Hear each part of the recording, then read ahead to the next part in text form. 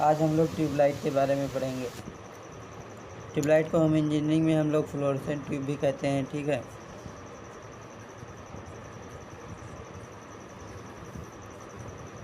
Fluorescent tube भी कहते हैं हम लोग।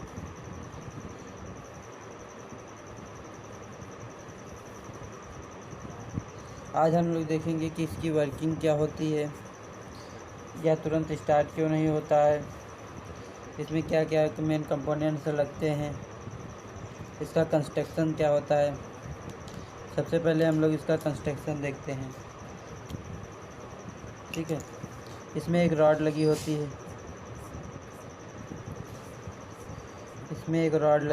है, उसके दोनों तरफ इलेक्ट्रोड्स लगे होते हैं। इलेक्ट्रोड्स के दोनों जो टर्मिनल होते हैं बाहर निकले होते हैं, ठीक है। इलेक्ट्रोड जो है टंगस्टन के बने होते हैं। फिर पहले इलेक्ट्रोड का एक टर्मिनल जो है चोक से कनेक्ट होता है, जो कॉइल होती है। फिर एक सप्लाई से दूसरा टर्मिनल जो होता है सप्लाई का, वो दूसरे इलेक्ट्रोड से कनेक्ट होता है, ठीक है। और इलेक्ट्रोड्स और बाकी जो टर्मिनल से एक एक बचे हैं दोनों इलेक्ट्रोड्स के, वो स्टार्टर से कनेक्ट होते हैं। स्टार्टर में दो पत्तियां लगी हुई होती हैं जो ओपन होती हैं, एक बाई मेटेलिक होती है, एक मेटेलिक होती है। ये दोनों पत्तियों के दोनों जो टर्मिनल होते हैं वे एक एक टर्मिनल इलेक्ट्रोड से कनेक्ट होते हैं। इसके क्रॉस एक कैपेसिटर भी लगा होता है। ये जो बाई मेटेलिक पत्तियाँ होती हैं ये एक बंद होती हैं एक गिलास में, इसके अंदर जो है इनर्ट गैस भरी हुई होती है, ठीक है।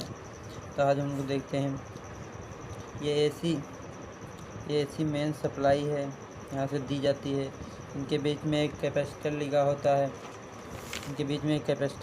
है, पावर फैक्टर इम्प्रूविंग कैपेसिटर लगा होता है। ये चोक होता है जिसको हम कॉइल भी कहते हैं। ये इलेक्ट्रोड्स होते हैं, ये जो है टंगस्टन के बने होते हैं। इनके ऊपर जो है बोरियम ऑक्साइड का कोटिंग चढ़ी हुई होती है, ठीक है, इसके ऊपर, ठीक है। और ये गिलास होता है, इसकी जो रेडियस होती है ये 2.5 mm होती है, 2.5 mm नहीं सेंटीमीटर होती है। लेंथ जो होती है 5 होती है, सेंटीमीटर होती है, 2.5 सेंटीमीटर होती है। इसकी लेंथ जो होती है वो 60 सेंटीमीटर होती है, ठीक है। ये स्टार्टर लगा होता है, इसमें एक मेटेलिक प्लेट होती है, एक बाई मेटेलिक प्लेट होती है। ये कैपेसिटर लगा होता है स्मॉल वैल्यू का, ठीक है। इसके ऊपर जो है एक फ्लोरेसेंट सब्सटेंस की कोटिंग चढ़ी हुई होती है, जो हमें वाइट कलर की रॉड के ऊपर दिखाई देती है। फ्लोरेसेंट सब्सटेंस की कोटिंग चढ़ी हुई होती है। इसके अंदर जो है आर्गन या इनर्ट गैसेस भरी हुई होती हैं, ठीक है। उसमें जो 2-3 ड्रॉप्स हैं मरकरी के भी भरे हुए होते हैं, ठीक है। अब हमारे दिमाग में एक प्रश्न आ रहा होगा कि जो है फ्लोरेसेंट ट्यूब जो ट्यूबलाइट होती है वह उसके जो है इलेक्ट्रोड्स हमें रोशनी देते हैं या फिर फ्लोरेसेंट सब्सटेंस। तो जो ग्लास पर फ्लोरेसेंट सब्सटेंस लगा होता है वह हमें एक्चुअल में रोशनी देता है, ना कि इलेक्ट्रोड्स, ठीक है। तो हम लोग इसका कंस्ट्रक्शन समझ लिए हैं। अब हम लोग सबसे पहले वर्किंग समझते हैं स्टार्टर की। सबसे पहले स्टार्टर समझते हैं। स्टार्टर होता क्या है।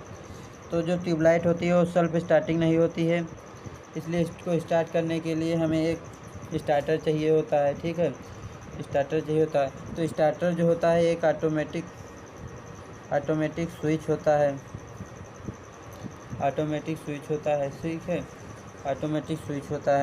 ठीक है। इसमें मेन क्या होता है, इसमें जो है 2 पत्तियाँ होती हैं, ठीक है। जो कि इसके दोनों टर्मिनल जो हैं एक एक इलेक्ट्रोड से कनेक्ट होते हैं। ठीक है, इसके एक तरह से एक स्मॉल वैल्यू का कैपेसिटर जुड़ा होता है। ये जो है एक ग्लास में बंद होते हैं, जिनके अंदर इनर्ट गैसेस भरी हुई होती हैं, ठीक है। अब हम देखते हैं होता क्या। जब हम एसी सप्लाई देते हैं तो ये जो करंट है वो चोक से होते हुए फिलामेंट इलेक्ट्रोड से होते हुए स्टार्टर में पहुंचती है। तो जब स्टार्टर में पहुंच जाती हैं तो स्टार्टर में जो है ये दोनों पत्तियां होती हैं, तो इनके क्रॉस जो है इलेक्ट्रिक डिस्चार्ज शुरू हो जाता है। तो जिससे जो है गैस होती है वो आयनाइज्ड हो जाती है, इनके अंदर इलेक्ट्रॉनिक डिस्चार्ज शुरू हो जाता है। तो गैस जो है जिससे जो है बल्ब जो है ग्लो करने लगता है। ठीक है, तो इससे जो है बायोमेटेलिक प्लेट होती है, ये मुड़ जाती है, ये हीट हो जाती है और ये हीट होकर एक तरफ मुड़ जाती है, इस तरफ मुड़ जाती है, जिससे तो है दूसरी जो मेटेलिक प्लेट होती है इसके कांटेक्ट में आ जाती है। इससे कांटेक्ट में आते ही जो सर्किट होता है हमारा कनेक्ट हो जाता है, जिससे जो हाई वैल्यू करंट है वो इलेक्ट्रोड्स में पहुंच जाती है, दोनों के क्रॉस इलेक्ट्रोड्स में हो जाती है। तो इससे इनके बीच में जो हाई पोटेंशियल वोल्टेज डेवलप हो जाता है। ठीक है, तो इलेक्ट्रोड्स के बीच में, तो इससे जो है इनके क्रॉस इलेक्ट्रॉन इमिशन होने लगता है। ठीक है, तो यह फंक्शन होता है स्टार्टर का। ठीक है, इसके आगे का हम नेक्स्ट वीडियो में देखेंगे। अब हम लोग चोक के बारे में पढ़ेंगे कि चोक का फंक्शन क्या होता है। ठीक है, अब हम लोग चोक के बारे में पढ़ेंगे कि चोक का फंक्शन क्या होता है। चोक जो है एक कॉइल होती है जो इलेक्ट्रोड और एसी सप्लाई मेंस के बीच में लगी होती है। ठीक है, यह लगी हुई होती है। इसके फंक्शंस क्या क्या होते हैं, आइए हम लोग देखते हैं इसके फंक्शन क्या क्या होते हैं। तो सबसे पहले यह जो है प्रीहीटिंग इलेक्ट्रोड्स को हीट करने में मदद करती है। दूसरा, यह हाई वोल्टेज उत्पन्न करती है, हाई पोटेंशियल डिफरेंस दोनों इलेक्ट्रोड के बीच में उत्पन्न करती है। तीसरा, जो यह कंट्रोल करती है, यह करंट को कंट्रोल करती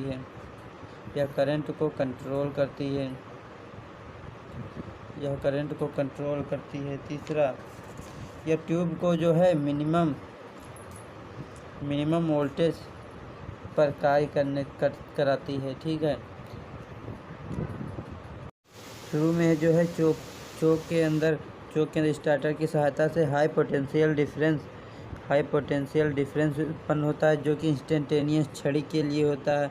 इसके कारण जो ट्यूब के अंदर जो दोनों मध्य जो इलेक्ट्रोड्स होते हैं इनके बीच जो है आर्क उत्पन्न हो जाता है। ठीक है, इसके कारण जो है ट्यूब कंडक्ट होकर प्रकाशित होने लगती है। ठीक है, यह जो मेन फंक्शन होता है चोक का होता है। और चोक जो है वो कंट्रोल भी करती है, करंट को कंट्रोल भी करती है। यह कैसे करती है यह देखते हैं, जो कंट्रोल करती है। ठीक है, जो चोक है तो इसके अंदर जो है सेल्फ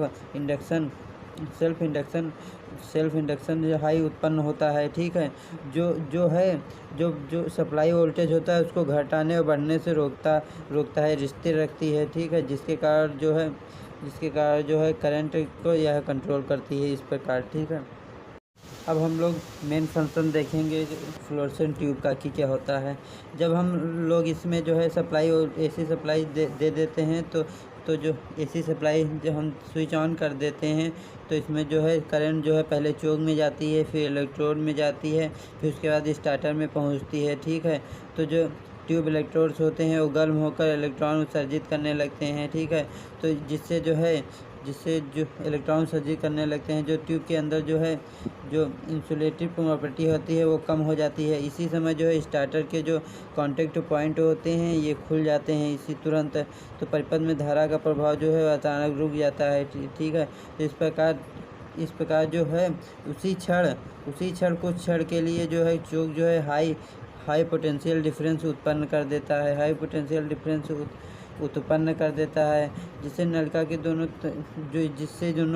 जो ये दोनों इलेक्ट्रोड्स होते हैं इनके बीच स्ट्रॉन्ग इलेक्ट्रिक फील्ड उत्पन्न हो जाता है जो इसके अंदर भरी इनर्ट गैसेस और मरकरी वेपर्स को आयनाइज कर देता है। ठीक है, अब इन इलेक्ट्रॉन जिससे जो है ये ट्यूब होती है इसके भी जो अंदर जो इंसुलेटिंग प्रॉपर्टी होती है वो कंडक्टिंग प्रॉपर्टी में बदल जाती है और जो इनके बीच जो है इलेक्ट्रॉन डिस्चार्ज होने लगता है। ठीक है, तो इलेक्ट्रॉन डिस्चार्ज का मतलब होता है लाइट और एनर्जी को उत्पन्न करना, यानी कि रेडिएशन करना, उत्पन्न करना।